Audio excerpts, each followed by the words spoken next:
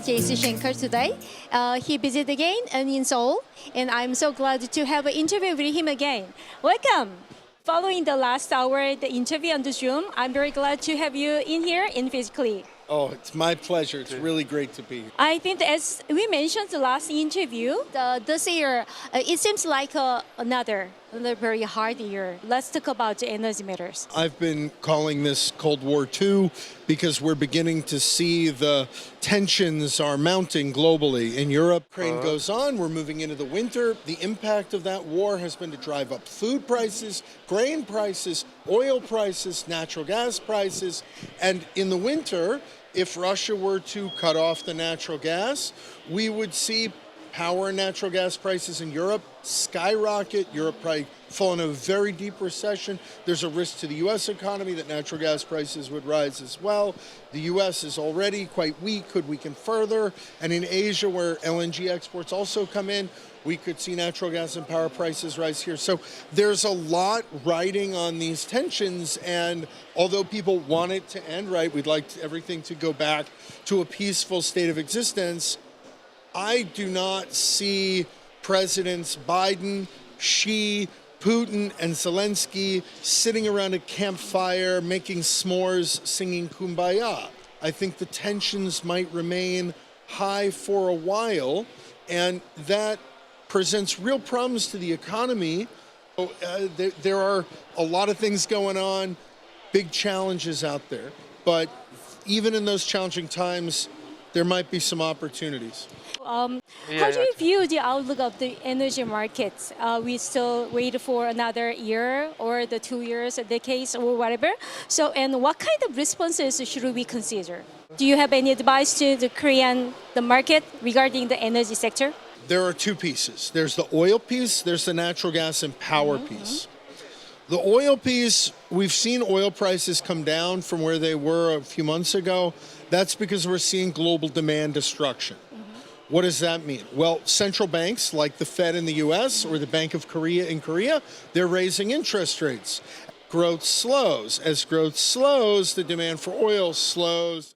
The natural gas part is very different because with the winter approaching in Europe, you can't live without the natural gas, and that's a really big problem, and that has ripple effects throughout the world.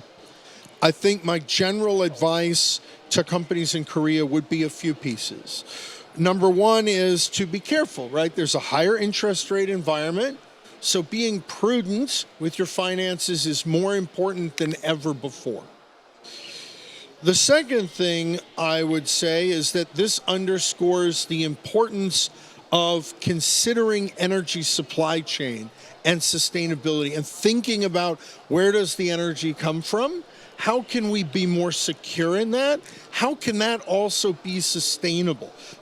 The third piece I would say is to not miss out on opportunities. So if there is, because of these tensions, if the tensions between China and the U.S. get worse, then there is a potential here for an opportunity for Korea. I would also say, despite these short-term challenges, this is what we call headline risk, but the long term is the trend line.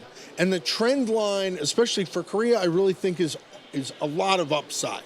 And by that I mean no matter what business you're in, a major part of that has to be the technology piece, no matter what industry it is. And so embracing that, having a culture of data, a culture of technology, really critical for success. And so I also think tied into that is the advice to not take your foot off the gas, to continue to lean in to the technology building, lean into that growth, leaning into the exporting. The Fed has gone faster at raising interest rates than the Bank of Korea. That has caused the dollar to strengthen. The Korean won at 1350-ish kind of range could weaken further if the Fed raises rates more. And that sounds really bad. If you want to go travel to the U.S., it will be very expensive. But if you're exporting goods into the U.S., wow, like never been a better time to do it from a profitability standpoint. The dollars you repatriate when selling goods in the U.S., you can reduce the price in dollars and still earn more Korean won than a couple of years ago. The Jason Schenker is one of the renowned economists, and he is always emphasized the importance of the tech companies. And also, this is very right time for the Korea as geographical advantages between the China and U.S. And he also considered the importance of the exchange rates, the strong U.S. dollars. So let's see what happens next year. Existing cities like Seoul has a long history, tradition, and culture. They would like to become transformed to the smart city. Do you give us some kind of good advice for the cities like Metropolitan, which has a long history and existing infrastructure? How can we transform as a smart city? I think it's important not to lose history, not to lose culture. And we've seen this time and time again where old cities oftentimes go through new developments over time, right? This isn't the first time we've seen new technologies completely change a city. They all used to use horses and carts, and now it's cars, and very soon it might be sort of self-driving boxes that sort of take people around. So these changes are coming. We're going to see that become a more integrated part of the cities. And I would also say some smart technologies that can be more easily bootstrapped. I think the biggest challenge with legacy cities is that sometimes the streets are not as wide.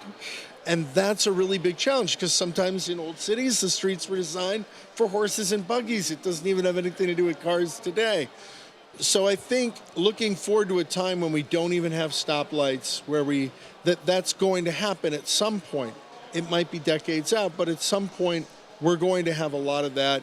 What we need to do in the interim is find ways to stretch the resources, to manage the power, the water, and the congestion of the traffic, the movement of people, and also embrace remote life, because I think remote life technologies are truly important for having an impact on making urban living more sustainable, especially as density increases.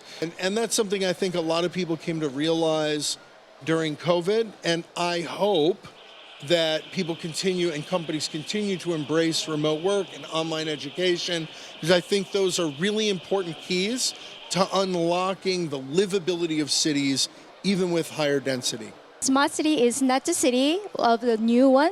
We can build the smart city is with the existing legacy city.